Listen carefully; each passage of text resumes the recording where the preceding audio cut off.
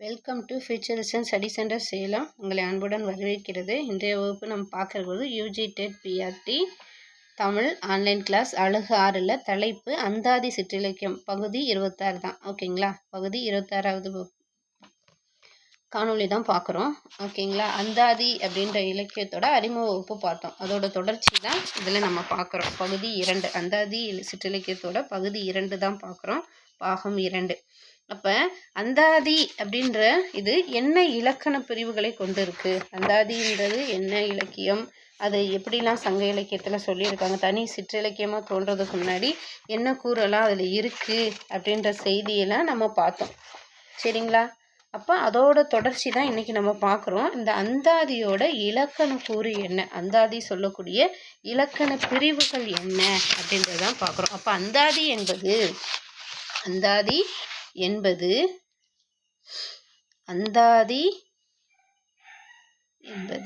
ஒரு நிமிடம்.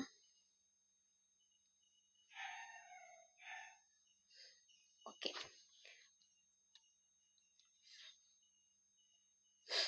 அந்தாதி என்பது அந்தாதி என்னும் பெயரில் 96 வகை சிற்றிலக்கியங்களில் இடம்பெறவில்லை என்பது குறிப்பிடத்தக்கது. சரிங்களா, 96 சிற்றிலக்கியத்தில் இந்த அந்தாதின்ற பெயர் குறிப்பிடவில்லை. ஆனால் பல்சந்த மாலை, ஒயிலந்தாதி, பதிற்றுப்பத்தந்தாதி, நூற்றந்தாதி என 4 வகைகளையும் பிரிந்து 96 வகை சிற்றிலக்கியங்கள் இதனை கொண்டுள்ளனர் என்று பாட்டியல் சொல்கிறாங்க. பாட்டியல் நூலர் என்ன சொல்கிறாங்க? அந்தாதி என்பது அந்தாதி என்னும் பெயரில் 96 வகை சிற்றிலக்கியங்களில் இடம்பெறவில்லை என்பது குறிப்பிடத்தக்கதுதான். ஆனால் பல்சந்த மாலை, ஒயிலந்தாதி, பதிற்றுப்பத்தந்தாதி, நூற்றந்தாதி என 4 வகையாக பிரித்து 96 வகை சிற்றிலக்கியங்களில் இதை கொண்டுள்ளனர் அப்படின்னு சொல்லி பாட்டியல் நூலார் கருத்து சொல்கிறாங்க. சரிங்களா, பாட்டியல் நூலார் இதற்கு கருத்து சொல்கிறாங்க. அப்போ இந்த 4 வகை சொல்கிறாங்களா, 4 வகையோட தொடர்ச்சி தான் 6 என்னும் வரையறைக்குள் அடங்காது. மேலும் பல வகையான அந்தாதி பிரிவுகளில் பிற்காலத்தில் ஏற்பட்டுள்ளன.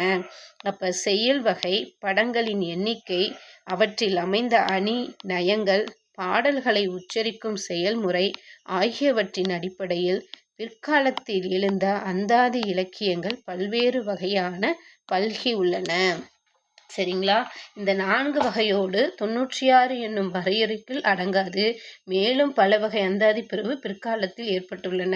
அதில் செய்யுள் வகை, பாடலின் எண்ணிக்கை, அவற்றில் அமைந்த அணிநயம், பாடல்களை உச்சரிக்கும் செயல்முறை ஆகியவற்றின் அடிப்படையில் பிற்காலத்தில் எழுந்த அந்தாதி இலக்கியங்கள் பல்வேறு வகையினவாக பல்கி உள்ளன அப்படின்னு சொல்கிறாங்க. அப்போ அந்த அந்தாதி இலக்கியத்தின் பல்வேறு வகை பிரிவுகளை அவற்றின் இலக்கணங்களையும் ஈண்டு நோக்குவோம். இவற்றில் பிற்காலத்தில் 96 வகை சிற்றிலக்கியங்களில் அடங்கி கூறப்பட்ட 4 வகை பிரிவுகள் இடம்பெற்றுள்ளன. 4 வகை பிரிவை இதில் சொல்லியிருக்காங்க. அந்த 4 வகை பிரிவு என்ன அப்படின்றத விளக்கமாக பார்க்கலாம். ஒன்றுன்னா 4 வகை கொண்டு தனித்தனியாக பிரிச்சிருக்காங்க.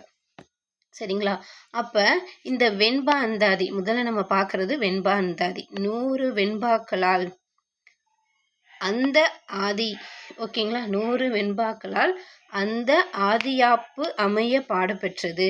நேரிசை வெண்பாவோ இதனுள் அதிகமாக பயின்று வரும் இனமாகும். வெண்பா அந்தாதியில் என்ன வெண்பா இருக்கும்? நேரிசை வெண்பா. இதற்குரிய இலக்கணத்தை வெண்பா பாட்டியல், நவநீத பாட்டியல் ஆகியவை கூறுகிறது. அப்போ வெண்பா அந்தாதியை பற்றிய இலக்கணம் எந்த பாட்டியல் நூலில் அதிகமாக சொல்லப்பட்டிருக்கு அப்படின்னா வெண்பா பாட்டியல், நவநீத பாட்டியல் அப்படின்றதுல தான் அதிகமாக சொல்லப்பட்டிருக்கு அப்படின்னு சொல்கிறாங்க. வெண்பா பாட்டியல், நவநீத பாட்டியல், வெண்பா அந்தாதி அப்படின்னா இதுதான். சரிங்களா, அடுத்து பார்க்கலாம். கலித்துறை அந்தாதி. 100 கட்டளை கலித்துறை பாடல்களால் அந்தாதி யாப்பில் அமைய பெற்றது. இவ்விலக்கணமும் வெண்பா பாட்டியல், நவநீத பாட்டியல் ஆகியவற்றில் சொல்லுது. பொதுவாக வெண்பா பாட்டியலையும் நவநீத பாட்டியலையும் இந்த அந்தாதி பற்றிய குறிப்பு இலக்கணம் கூறப்பட்டுள்ளது. அப்போ கலித்துறை அந்தாதினா 100 கட்டளை கலித்துறை பாடலால், 100 கட்டளை கலித்துறை பாடலால் அந்தாதி யாப்பில் அமைய பெற்றுதான் கலித்துறை அந்தாதி அப்படின்னு சொல்றாங்க. அடுத்து பதிற்றந்தாதி. இந்த பதிற்றந்தாதினா என்னன்னா வெண்பாவினாலோ கலித்துறையினாலோ 10 பாடல்கள் அந்தாதி அமைப்பில் அமைய பாடுவது. ஓகேங்களா? முதல்ல 100 வெண்பாக்களால் அந்தாதி அமைய பாடுவது வெண்பா அந்தாதி. 100 கட்டளைத்துறையால் பாடப்படுவது கலித்துறை அந்தாதி. இந்த பதிற்றந்தாதியை வெண்பானாலேயோ கலித்துறைனாலோ 10 பாடல்கள், வெண்பா இல்லைன்னா கலித்துறையில் இணைந்தும் சேர்ந்து 10 பாடல்கள் அந்தாதி அமைப்பில் அமையுமாறு பாடுறது பேர் பதிற்றந்தாதின்னு சொல்கிறாங்க. இதோட இலக்கண விளக்க பாட்டியலில் சொல்லப்பட்டிருக்கு. முதல்ல பார்த்த வெண்பா அந்தாதிக்கும் கலித்துறை அந்தாதிக்கும் இலக்கணம் எங்கே பார்த்தோம்? வெண்பா பாட்டியலும் நவநீத பாட்டியலும் பார்த்தோம். ஆனால் பதிற்றந்தாதிக்கு இலக்கணம் எங்கே சொல்லப்பட்டிருக்கு அப்படின்னா இலக்கண விளக்க பாட்டியலில் கூறப்பட்டிருக்கு. இது 96 வகையில் இதுவும் ஒன்றாக கொண்டுள்ளப்பட்டது. சரிங்களா? 96 வகையில ஒன்றாக கருதக்கூடிய ஒரு அந்தாதி எதுன்னா அந்த பதிற்றந்தாதி. இது முக்கியமான பகுதி. 96 வகை சிற்றிலக்கியத்துல ஒன்றாக கருதக்கூடியது எதுனா இந்த பதிற்றந்தாதி. சரிங்களா? இதோட விளக்கம் எங்க சொல்லப்பட்டிருக்கு? இலக்கண விளக்க பாட்டியல்ல சொல்லியிருக்காங்க. அடுத்து நம்ம பார்க்கறது நூற்றந்தாதி. 100 வெண்பாக்களோ 100 கலித்தறையிலோ கலித்துறையாலோ அந்தாதி அமைப்பில் அமைய பாடப்பெறும் நூல். வெண்பாவாலோ எனின் வெண்பா அந்தாதி என்றும் பொதுவாக நூற்றந்தாதி என்றும் இதனை கூறலாம். வெண்பாவாலாயதெனின் இது வெண்பாவால செய்யப்பட்டதுனால வெண்பா அந்தாதி என்றும் பொதுவாக நூற்றந்தாதி என்றும் இதனை கூறலாம். இதன் இலக்கண விளக்கப்பாட்டில் இதோட இலக்கணம் இதில் சொல்லியிருக்காங்க, இலக்கண விளக்கப்பாட்டியில் சொல்லியிருக்காங்க. இதுவும் 96 வகையில் ஒன்றாக சொல்லப்படுது. இதுவும் 96. அப்போ 96 வகை சிற்றிலக்கியத்தில் ஒன்றாக இருக்கக்கூடிய அந்தாதி எதெல்லாம் அப்படின்னு வரிசைப்படுத்துறப்ப இந்த பதிற்றந்தாதி நூற்றந்தாதிலாம் சொல்லலாம். சரிங்களா? இப்போ வினாக்கள் தொடுக்கிறப்ப பார்க்கணும். கூற்று காரணத்துலலாம் இது கேட்கலாம். சரிங்களா? அடுத்து பதிற்று பத்தந்தாதி. அடுத்து நம்ம பார்க்கறது பதிற்று பத்தந்தாதி. பதிற்றந்தாதி வேற, பதிற்று பத்தந்தாதி வேற. அப்போ ஒவ்வொரு 10 பாடலும் ஒவ்வொரு சந்தமாக பல்வேறு சந்தங்களால் அந்தாதி அமைப்பில் அமையுமாறு 100 பாடல்கள் பாடப்பெறுவது. இதனை பல்சந்த மாலை என்ற பெயராலும் குறிப்பிடுவர். முக்கியமானது பதிற்று பத்தந்தாதி அப்படின்றத இன்னொரு பெயரால என்ன சொல்றாங்க? பல்சந்த. சரிங்களா? பல்சந்த மாலை, பல் சம்பந்த மாலை,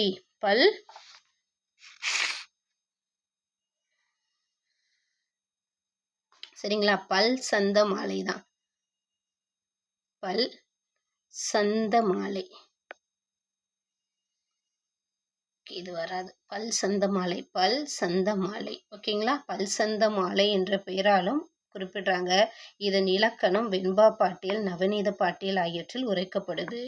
இதோட இலக்கணம் பதிற்று பத்தந்தாதியை என்ன சொல்றாங்க? ஒவ்வொரு 10 பாடலும் ஒவ்வொரு சந்தமாக பல்வேறு சந்தங்களால் ஆனது தான் பதிற்று பத்தந்தாதின்னு சொல்றாங்க. இதுக்கு இன்னொரு பேர் பல்சந்த மாலை அப்படின்னு இருக்கு. இதுவும் 96 வகை சிற்றிலக்கியங்களில் 96 வகையில் பல்சந்த மாலை என்ற பெயரால் இதுவும் ஒன்றாக கொள்ளப்பட்டுள்ளது அப்படின்ற செய்தியும் சொல்றாங்க. அடுத்து ஒயிலந்தாதி. அடுத்து நம்ம பார்க்கறது ஒயிலந்தாதி. 16 கலை ஓரடியாக வைத்து 16 கலை. ஓகேங்களா? 16 கலை ஓரடியாக வைத்து நாலடிக்கு 64 கலைகளாக வகுத்து பல்சந்தமும் வண்ணமும் கலை வைப்பும் தவறாமல் அந்தாதி அமைப்பில் 30 செய்யுள் பாடுவது. இந்த ஒயிலந்தாதி ரொம்ப முக்கியமானது. 16 கலை ஓரடியாக வைத்து நாலடிக்கு 64 கலைகளாக வகுத்து பல்சந்தமும் வண்ணமும் கலை வைப்பும் தவறாமல் அந்தாதி ஆப்பில் 30 செய்யுள் பாடுவது ஒயிலந்தாதி. ஒளி அல அந்தாதி. ஒயிலந்தாதியில் ஒளி அல அந்தாதி. ஓகேங்களா? 16 கலை ஓரடியாக வைத்து நாலடிக்கு 64 கலையாக வகுத்து பல்சந்தமும் வண்ணமும் கலை வைப்பும் தவறாமல் அந்தாதி ஆப்பில் 30 செய்யுள் பாடுவது ஒளி அல அந்தாதி அப்படின்னு சொல்றாங்க. சரிங்களா? அடுத்து கவி அந்தாதி. அடுத்து நம்ம பார்க்கறது களி அந்தாதி. அடுத்து நம்ம பார்க்கறது என்னது? களி அந்தாதி. பாடல்தோறும் 32 கலை வைப்பும் அமைமாறு யாப்பில் 30 பாடல்கள். ஓகேங்களா? இதில் 64 கலை வைப்பில் 30 பாடல்கள் பாடினாங்கன்னு சொன்னால் அது என்னன்னு சொன்னோம்? ஒளியல அந்தாதின்னு சொன்னோம். ஓகேங்களா? 32 கலைவைப்பு அமையுமாறு 30 பாடல்கள் பாடுறது. 32 கலைவைப்பு 30 பாடல்கள் பாடுற மாதிரி வந்துச்சுன்னா அது களி அந்தாதி. இது பன்னிரு பாட்டியல்ல இலக்கணம் சொல்லியிருக்காங்க. இதை பற்றி எதில் இலக்கணம் சொல்லியிருக்காங்க? பன்னிரு பாட்டியல்ல இலக்கணம் சொல்லியிருக்காங்க. அடுத்து நம்ம பார்க்கறது சிலேடை அந்தாதி. அடுத்து நம்ம பார்க்கறது என்னது? சிலேடை அந்தாதி. சிலேடை அந்தாதினா என்ன அப்படின்னா, இருபொருள் பயக்கும் சிலேடை பொருள் அமைப்போடு 100 பாடல்கள் அந்தாதி அமைப்பில் அமையுமாறு பாடப்படுவதுதான் சிலேடை அந்தாதி. இந்த சிலேடை பாடுவதில் வல்லவரை காளமேக புலவரை சொல்லுவாங்க. சிலேடை பாடுவதில் வல்லவரில் அவர் பாடிய எல்லா பாடல்களுமே இரு பொருள் தருமாதான் பாடியிருப்பார். சரிங்களா? அப்போ இந்த சிலேடை அந்தாதி பாடுவதில் அவரை சிறப்பாக சொல்லலாம். அது மாதிரி இருபொருள் பயக்கும் சிலேடை பொருள் அமைப்போடு 100 பாடல்கள் கொண்ட அந்தாதி அமைப்பை தான் என்னன்னு சொல்கிறாங்க? சிலேடை அந்தாதி அப்படின்னு சொல்கிறாங்க. சிலேடை அந்தாதி அப்படின்னு சொல்கிறாங்க. அப்போ பாருங்க, அடுத்து திரிபந்தாதி. அடுத்து நம்ம பார்க்கறது திரிபந்தாதி. திரிபந்தாதினா ஒரு செய்யுளின் 4 அடியிலும் முதல் எழுத்து மட்டும் திரிந்து மாறுபட்டு ஏனைய பல எழுத்துக்களும் ஒத்து நின்று பொருள் வேறுபட்டத அந்த அந்தாதி அமைப்பு அமைந்துள்ளது. வேறுபட்டு அந்தாதி அமைப்பு அமைந்திருக்குமா?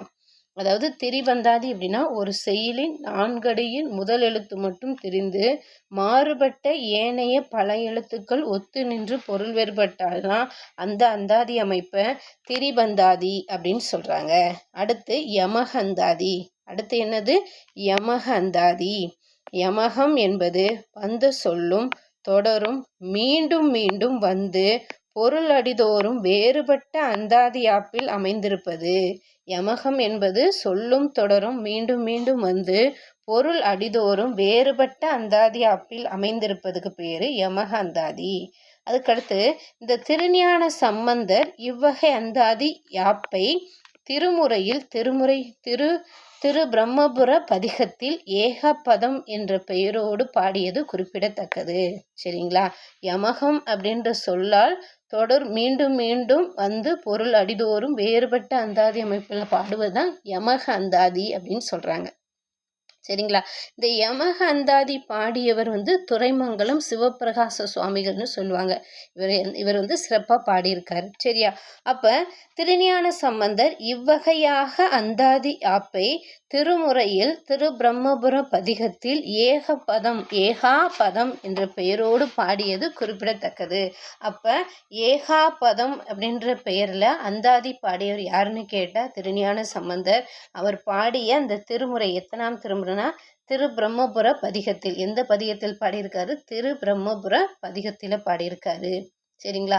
அப்போ அவர் பாடிய அந்த பதிகத்தோட பேரு யமக அந்தாதி. அவர் பாடிய அந்த அந்தாதி பதிகம் பாடிய ஏகபதம் என்ற பெயரோடு பாடிய அந்த அந்தாதி பேரு யமக அந்தாதி. அப்போ யமக அந்தாதி பாடுவதில் சிறந்த பாடியவர்கள் யாருன்னா துரைமங்கலம் சிவபிரகாச சுவாமிகள் அப்படின்னு சொல்லுவாங்க. சரிங்களா? அடுத்து நீரோட்டக யமக அந்தாதி. நீரோட்ட யமக அந்தாதி. இந்த நீரோட்ட யமக அந்தாதி அப்படின்னா உதடு ஒட்டாமல் பாடுவதுக்கு பேர் தான் நீரோட்டகம். சரிங்களா? உதடு ஒட்டாமல் பாடுவதுக்கு பேர் தான் நீரோட்டகம். அப்போ நீரோட்டமும் அந்தாதியும் சேர்ந்து நீரோட்டக அந்தாதியா இருக்குமா? ஓகேங்களா? அப்போ இந்த நீரோட்ட யமக அந்தாதி அப்படின்னா நீரோட்ட உதடு ஒட்டாமல் யமக அப்படின்னு முடிகிறதான் யமக அந்தாதி தெரியும். யமக அப்படின்னு முடியும். அப்போ நீரோட்ட யமம் உதடு ஒட்டாமல் பாடப்படுது. ஓகேவா? அப்போ ஒவ்வொரு செய்யுளும் படிக்கும்போது இதழ்கள் இரண்டும் ஒட்டாமல் ஒலிக்குமாறு அந்தாதி யாப்பில் அமைந்த 100 பாடல்கள் உடையது. நீரோட்ட யமக அந்தாதி எத்தனை பாடல் கொண்டது? 100 பாடல்கள். இவ்வந்தாதி இதன் ஒளியாகிய பா மா முதலியவை வராது இடம்பெறும். ஏன்னா ஈரிதழ் இணைய அப்படின்றதான் பா மா அப்படின்ற எழுத்துக்கள் பிறக்கும். அப்போ இந்த நீரோட்டக யமக அந்தாதியில் இந்த பா மா ஒளி வராது பாடப்பெறும். அந்த எழுத்து வராது பெற்றாவே அது உதடு ஒட்டாமல் பாடக்கூடிய ஒரு அந்தாதியை நம்ம பொருள் அறிந்துக்கலாம். ஓகே. இவ்வகை அந்தாதியை இகழந்தாதி என்ற பெயரால் அளிப்பாங்க. இந்த நீரோட்டக யமக அந்தாதியை என்ன பெயரால் சொல்றாங்க? இகழகள அந்தாதி. இகழழக அந்தாதி அப்படின்னு சொல்றாங்க. இங்கனம் அந்தாதி இலக்கியம் பல்வேறு வகையாக விரிந்து பரந்து உள்ளது. இவ்வந்தாதி இலக்கியங்களின் இலக்கணம் பன்னிரு பாட்டியல், இலக்கண விளக்க பாட்டியல், நவநீத பாட்டியல் ஆகிய பாட்டியல் நூல்களிலும் இலக்கணங்களையும் கூறப்பட்டுள்ளது. சரிங்களா? இங்கனம் அந்தாதி இலக்கியம் பல்வேறு வகையாக விரிந்து பரந்து உள்ளது. இவ்வந்தாதி இலக்கியங்களின் இலக்கணம் பன்னிரு பாட்டியல், இலக்கண விளக்க பாட்டியல், நவநீத பாட்டியல் ஆகிய பாட்டியல் நூலிலும் இலக்கணங்களையும் கூறப்பட்டுள்ளது அப்படின்றத தெரிஞ்சுக்கிறோம்.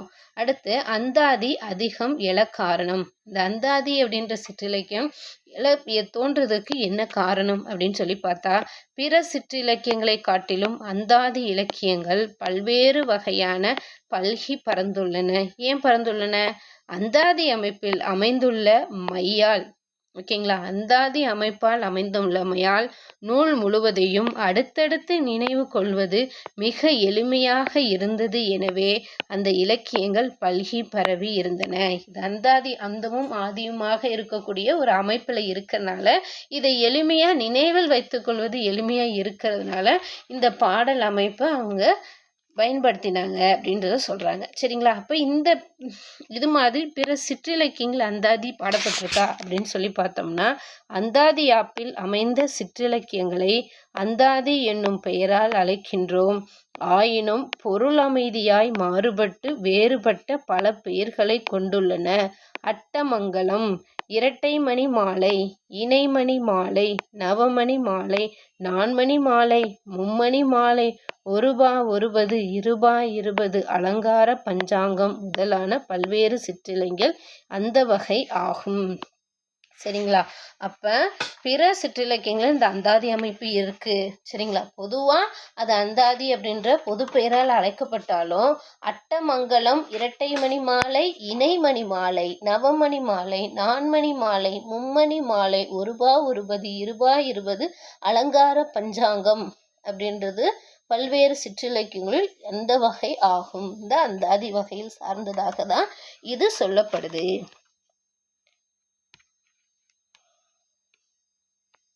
எடுத்தீங்களா?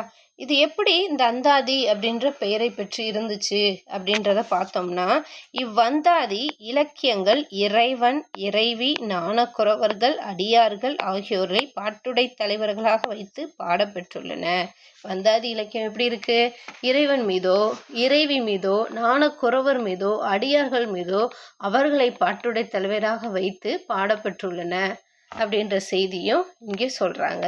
சரிங்களா? அடுத்து அழகர் அந்தாதி, சிவபெருமான் அந்தாதி போன்றது இறைவன் மீது பாடப்பட்ட நூலாகும். அழகர் அந்தாதியும் சிவபெருமான் அந்தாதியும் இறைவன் மீது பாடப்பட்ட நூல்.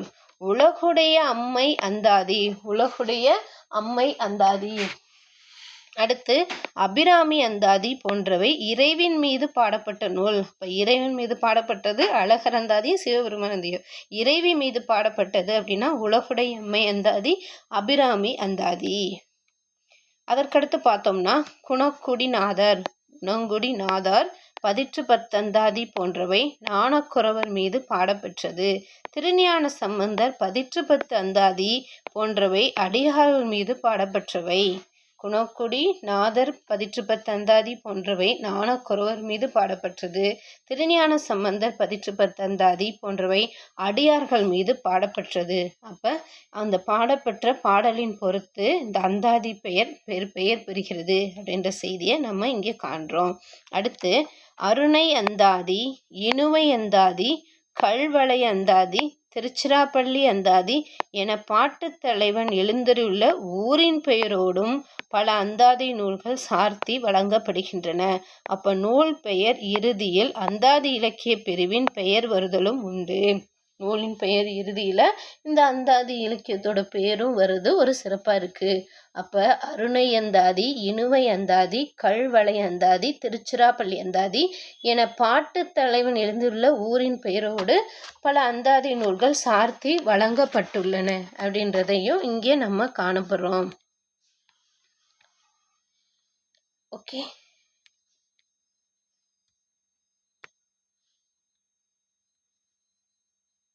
அடுத்து ஆதி வயலூர் வெண்பா அந்தாதி, திருக்கருவை கலித்துறை அந்தாதி, பதிற்று பத்தந்தாதி, திருவாய்மொழி அந்தாதி, கச்சி ஆனந்தம் அருளிய கதிரேச பதிற்றந்தாதி, ஒளியளந்தந்தாதி, களியந்தாதி, சிங்கை சிலேடையந்தாதி, திருச்செந்தூர் செந்தில் திரிவந்தாதி, திருச்செந்தில் திரி அந்தாதி, திருக்குற்றால யமகந்தாதி, நைனை நீரோட்டக அந்தாதி அப்படின்னு சொல்லிட்டு வகைப்படுத்துகிறாங்க. நூலின் பெயரின் இறுதியில் அந்தாதி இலக்கியத்தின் பெயர் பெரும்பாலும் சேர்ந்து வருதல் ஒன்று. அதை தான் ஆதி வயலூர் வெண்பா அந்தாதி அப்படின்னு சொல்கிறாங்க. திருக்கருவை கலித்துறை அந்தாதின்னு சொல்கிறாங்க. அடுத்து பதிற்று பதிகம் பாடிய அந்த ஊரை வைத்து பதிற்றந்தாதி அப்படின்னு சொல்கிறாங்க. திருவாய்மொழி நூற்றந்தாதின்னு சொல்கிறாங்க. கச்சி ஆனந்த தருரேசர் பதிற்று அந்தாதி சொல்கிறாங்க. ஒளியள அந்தாதின்னு சொல்கிறாங்க. களி அந்தாதி சொல்கிறாங்க. சிங்கை சிலேடை அந்தாதி, திருச்செந்தில் திரிபந்தாதி, திருக்குற்றால யமகந்தாதி, நைனை நீரோட்டக அந்தாதி அப்படின்னு இங்கனம் இதை காணலாம். ஓகேங்களா? ஒரு பெயரோட அந்தாதி பெயரும் இணைந்து வரக்கூடியது. இவ்வாறு பெற்ற இந்த அந்தாதி அப்படின்றது என்ன பொருள் அமைதி பெற்றிருக்குன்னா, இறைவனையோ இறைவியோ பாட்டுடைய தலைவர் யாரேனும் அவரை துதித்து போற்றுதலே இவ்விலக்கியத்தின் நோக்கமாகும். பொதுவான பொருள் அமைதி, அதாவது இறைவனையோ இறைவியோ பாட்டுடைய தலைவர் யாரோ, சரிங்களா, யாரோ ஒருத்தரை அவரை துதித்து போற்றுதல் தான், அவரை உயர்வாக போற்றுதல் பற்றி அமையப்பெற்ற ஒரு நூல் தான் இந்த பொருள் அந்தாதி. ஓகேங்களா? அடுத்து சொற்றொடர் நிலை அந்தாதி.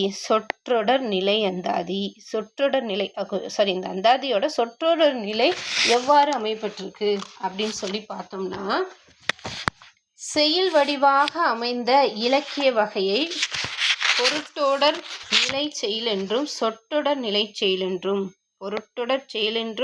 சொற்றொடர் நிலை செயல் என்றும் இரு வகையாக பிரிக்கிறாங்க. அந்த அந்தாதி சொற்றொடர் நிலையை 2 வகையாக பிரிக்கிறாங்க. என்ன? பொருட்டொடர் செயல் நிலை, சொற்றொடர் நிலை. ஒற்றொடர் நிலை செயல், சொற்றொடர் நிலை செயல் அப்படின்னு 2 வகையாக பிரிக்கிறாங்க. இவற்றுள் பொருள் அமைதி தொடர்ச்சியாக வந்து சொல்நயம், பொருள்நயம், நடைநலம், தொடைநலம், இசையமைப்பு ஆகிய அமைந்து நாற்பொருள் பயக்கும் நடைநெறி தாங்கி தன்னகரில்லா தலைவன் உடையதாய் இலங்குவது பொருட்டொடர் நிலை செயல் என்றும், சிலப்பதிகாரம், மணிமேகலை, கம்பராமாயணம் போன்றவை இவ்வகையில் இருக்கு அப்படின்னு சொல்றாங்க. சரிங்களா?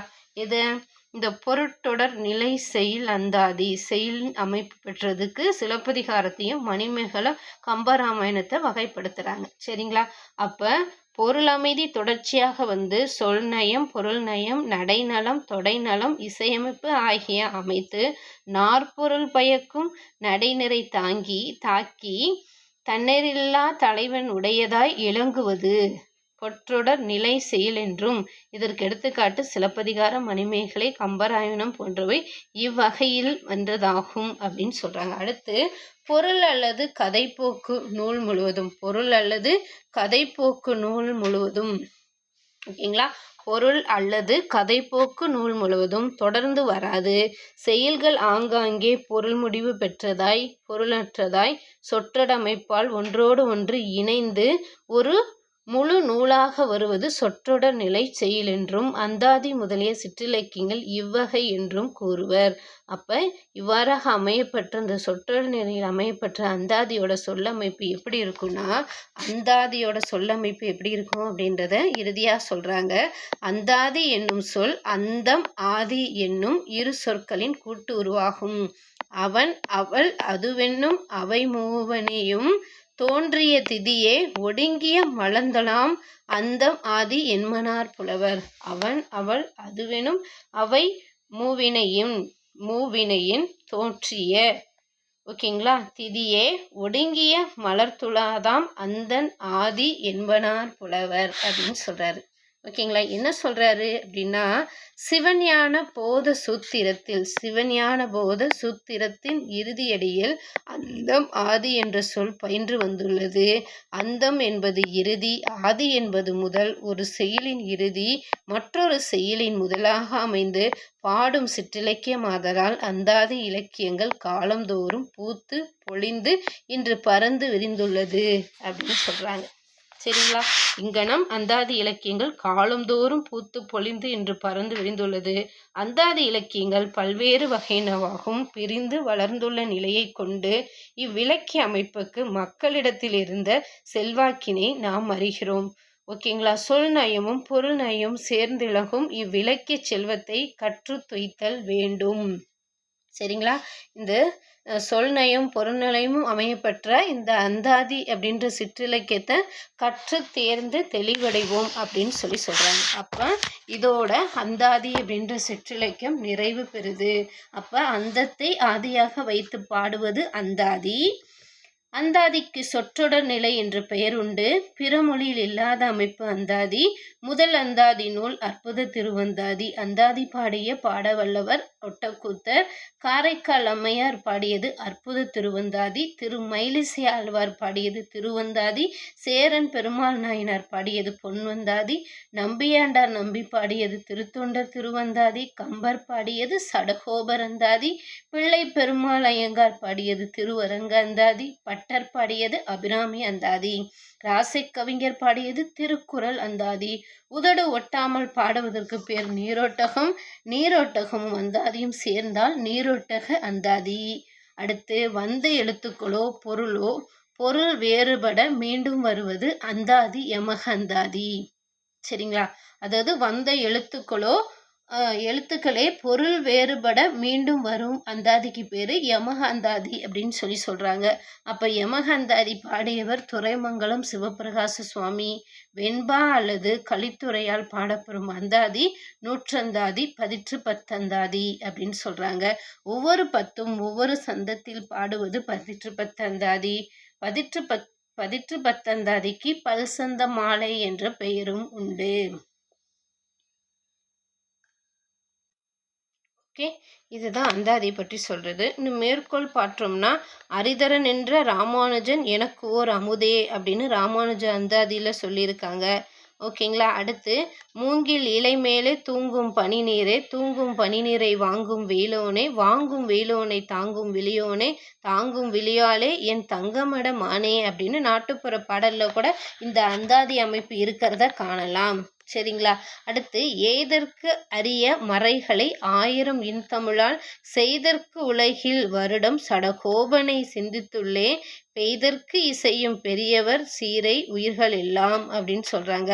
உய்தற்கு உதவும் ராமானுஜன் என் உருந்தினையே, உருபெரு செல்வம் தந்தையும் தாயும் உயர் குருவும் வெறிதரு பூமகள் நாதனும் மாறன் விளங்கி சீர்நெறித்தரு செந்தமிழ் ஆரணமே என்று இந்நீள் நிலத்தோர் அரிதர நின்ற ராமானுஜன் எனக்கு ஓர் அமுதே அப்படின்னு சொல்லிட்டு ராமானுஜ அந்தாதியில் இந்த பாடல் வரியை சொல்லியிருக்காங்க. மேற்கொள்ளாக காட்டப்பட்டிருக்கு. இதோட அந்தாதி அப்படின்ற சிற்றிலக்கியம் நிறைவு பெற்றது. அடுத்து பயிற்சி வினாக்குள்ள போகலாம். சரிங்களா? பயிற்சி வினா 1. அந்த ஆதி ஆப்பில் அதிகமாக பயின்று வரும் வெண்பா வகை எது?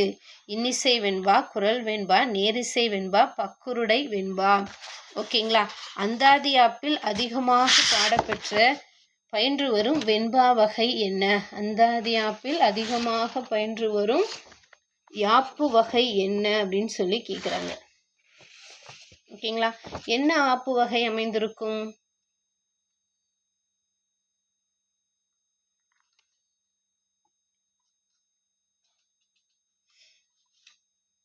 இது நடத்தன போய் சொன்னேன். என்ன யாப்பு வகையில் அமையப்பட்டிருக்கும்? ஓகேங்களா? அந்தாதி இலக்கியத்தில் அதிகமாக எந்த யாப்பிசையில் பாடப்பெற்றிருக்கும் அப்படின்ற செய்தியை நம்ம பார்த்தோம். சரிங்களா? என்ன வகை பார்த்தோம்? பாடலின் எண்ணிக்கை, அமைந்த அணிநலம், பாடல் உச்சரிக்கும் செயல்முறை அடிப்படையில் அந்தாதி இலக்கியம் அந்த அந்தாதி இலக்கியம் பல்வேறு பகுதியில் இலக்கியம் வென்றிருக்கும். இது இதற்குரிய இலக்கணத்தை வெண்பா பாட்டியலில் இருக்கும். சரிங்களா? இது என்ன பாவால பாடப்பட்டிருக்குன்னா நேரிசை வெண்பால தான் பாடப்பட்டிருக்கும். அந்த ஆதியால் யாப்பில் அதிகமாக பாடப்பெற்றது நேரிசை வெண்பா. அடுத்து பயிற்சி வினா 2. வந்த எழுத்துக்களோ பொருள் வேறுபட மீண்டும் வந்து வரும் அந்தாதி. வந்த எழுத்துக்களோ பொருள் வேறுபட மீண்டும் வரும் அந்தாதிக்கு பேரு என்ன பெயர்? நீரோட்டக அந்தாதியா, திருக்குறள் அந்தாதியா, பல்சந்த மாலையா, யமக அந்தாதி? இதோட பெயர் என்ன? வந்த எழுத்துக்களோ பொருள் வேறுபட மீண்டும் வரக்கூடிய அந்தாதிக்கு பேரு யமக அந்தாதி. என்ன அந்தாதி? யமக அந்தாதி. பயிற்சி வினா 3. அந்தாதி யாப்பு எத்தனை வகைகளில் ஒன்றாக கொள்ளப்பட்டுள்ளது? அந்தாதி யாப்பு எத்தனை வகையில் ஒன்றாக கொள்ளப்பட்டுள்ளது? ஓகேங்களா? அந்த அந்தாதி யாப்பு எத்தனை வகையில் ஒன்றாக கொள்ளப்பட்டுள்ளது அப்படின்னா 48 வகையா, 72 வகையா, 96 வகை, 108 வகை அப்படின்றப்ப எத்தனை வகையாப்பில் ஒன்றாக கொண்டுள்ளப்பட்டது அப்படின்னா எத்தனை வகையில் ஒன்றாக கொண்டுள்ளப்பட்டது? அந்தாதி அமைப்பு. அந்தாதி அப்படின்றது 96 வகையில் ஒன்றாக கொள்ளப்பட்டுள்ளது. 96 வகை சிற்றிலக்கியத்தில் ஒன்றாக கொண்டுள்ளப்பட்டுள்ளது. சரிங்களா? அடுத்து பயிற்சி வினா 3. ராசை கவிஞர் பாடிய அந்தாதி பாடல் திருக்குறள் அந்தாதி. ராசை கவிஞர் பாடிய அந்தாதி என்னது? திருக்குறள் அந்தாதி. சடகோபர் அந்தாதி பாடியது கம்பர். திருவந்தாதி பாடியது திருமயிலிசை ஆழ்வார். பொன்வந்தாதி பாடியது சேரன் பெருமாள் நாயனார். அடுத்து பயிற்சி வினா 5. பயிற்சி வினா 4. ஓகே, நம்பர் தப்பா போட்டிருக்கோமா? ஓகே, இது பயிற்சி வினா 5. பயிற்சி வினா 5. 16 களை ஓரடியாக வைத்து 4 அடிக்கு 64 கலையாக வகுத்து பாடிய அந்தாதி.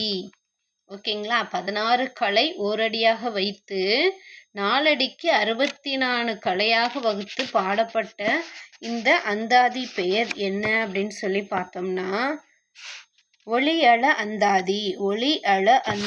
அதிலேயே 32 கலையமைப்புமாறு 30 பாடல் வைத்து பாடப்படுவது 30 பாடல்களை பாடிச்சு அப்படின்னு கேட்டாங்கன்னா அது களி அந்தாதி. சரிங்களா? இங்கே 16 கலை ஓரடியாக வைத்து 4 அடிக்கு 64 கலையாக வகுத்து பாடி அந்தாதின்னு கேட்டால் ஒளி அள அந்தாதி. அடுத்து பயிற்சி வினா 5. இது பயிற்சி வினா 6ஆக வைத்துக்கலாம். ஓகேங்களா? பயிற்சி வினா 6. அந்தாதி யாப்பின் இலக்கணம் கூறப்படும் நூல்கள் எவை? அந்தாதியோட யாப்பின் இலக்கணத்தை கூறக்கூடிய நூல்கள் எதெல்லாம் அப்படின்னு கேட்குறாங்க. அப்போ என்னெல்லாம் பார்த்தோம்? வெண்பா பாட்டியல், நவநீத பாட்டியல் பார்த்தோம்.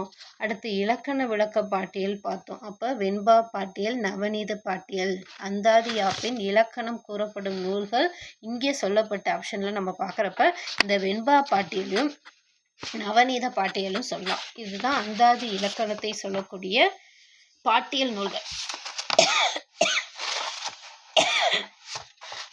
மன்னிக்கும். சரிங்களா? அந்தாதி யாப்பின் இலக்கணம் கூறப்படும் நூல்னா வெண்பா பாட்டியலும் நவநீத பாட்டியலும் தான் சொல்லணும். ஓகே, வெண்பா பாட்டியலும் நவநீத பாட்டியலும் சொல்லலாம். அடுத்து எப்பயுமே நிறைவு பகுதிக்கு வந்துட்டோம். இதோட சிற்றிலக்கியம் நிறைவு பெற்றுச்சு. சரிங்களா? 96 வகை சிற்றிலக்கியத்தில் நம்ம பார்த்த சிற்றிலக்கியங்கள் என்ன அப்படின்னு சொல்லி பார்த்தோம்னா நமக்கு அழகு 6ல் சிற்றிலக்கியங்களை பற்றி 2 பேர் சொல்லியிருக்காங்க. யார்? சிற்றிலக்கிய செல்வம்னு நாவி ஜெயராமன் அவர்கள், சிற்றிலக்கிய வகைகள்னு சொல்லிட்டு சண்முக பிள்ளை சொல்லியிருக்காங்க. அப்போ அழகு 6ல் சிற்றிலக்கியத்தினுடைய காணொளி இதோட நிறைவு பெற்றது. இந்த காணொலியில் என்னெல்லாம் பார்த்தோம்? அதாவது இந்த அழகு 6 அப்படின்ற தலைப்பில் நாவை ஜெயராமன் சிற்றிலக்கிய செல்வத்தை பற்றி என்ன செய்தி சொன்னார் அப்படின்னு பார்த்தோம். பரணி சிற்றிலக்கியம் பார்த்தோம், பிள்ளைத்தமிழ் சிற்றிலக்கியம் பார்த்தோம், உலா சிற்றிலக்கியம் பார்த்தோம், தூது சிற்றிலக்கியம் பார்த்தோம், களம்பகம், பள்ளு, குறவஞ்சி, அந்தாதி அப்படின்னு சொல்லிட்டு 96 வகை சிற்றிலக்கியத்திற்குரிய முக்கிய சிற்றிலக்கியங்கள் சார்ந்த செய்தியை நம்ம தொடர்ந்து இந்த அழகு 6 அப்படின்ற சிற்றிலக்கிய காணொளியில் தொடர்ந்து பார்த்துட்டு வரோம். இதோட இந்த அந்தாதி சிற்றிலக்கியத்தோட இந்த அழகு 6 முடிவு பெறுது. சரிங்களா? அப்ப எப்பயும் முடிவில் ஒரு நற்செய்தி சொல்வது வழக்கம். அப்ப எப்போதும் பாடம் எடுத்துருவாங்க, சொல்லிக் கொடுப்பாங்க. அந்த பாடம் யாரு எடுத்தாலும் எடுக்கலைனாலும் ஒரு தேர்வுக்கு தயாராகக்கூடிய, தேர்வுன்னு இல்லை, எந்த ஒரு செயலை செய்வதற்கு தயாராக இருந்தாலும் அதற்கு நம்ம என்ன செய்யணும்? செய்பவர்கள் செய்யட்டும், பார்க்குறவங்க பார்க்கட்டும் அப்படின்னு இல்லாம அக்கறையின்றி செய்யும் எந்த செயலாலும் பலன் ஏதும் உண்டாகாது அப்படின்னு சொல்றாங்க. உனக்கு உண்மையிலே அக்கறையோட இது எனக்கானது, இது என்னுடையது, இது என் வேலை, இது நான் தான் செய்யணும், ஒன்றை செய் நன்றை செய் இன்றை செய் மட்டும் பத்தாது, அது விரும்பி செய்யணும், விருப்பப்பட்ட செயலாக இருக்கணும். அப்பதான் அக்கறையோடு செயல்பட்டாதான் அதுல ஆர்வம் வரும், ஆர்வம் இருந்தாதான் அதுல ஊக்கம் வரும், ஊக்கம் வந்தாதான் வெற்றி கிடைக்கும். அப்ப அக்கறையின்றி செய்யும் எந்த செயலுக்கும் பலன் ஏதும் உண்டாகாது அப்படின்னு புத்தர் மகான் சொல்றாரு. சரிங்களா? இதோட அழகு 6 நிறைவு பெற்றது. அடுத்த காணொளியில் சந்திப்போம். நன்றி.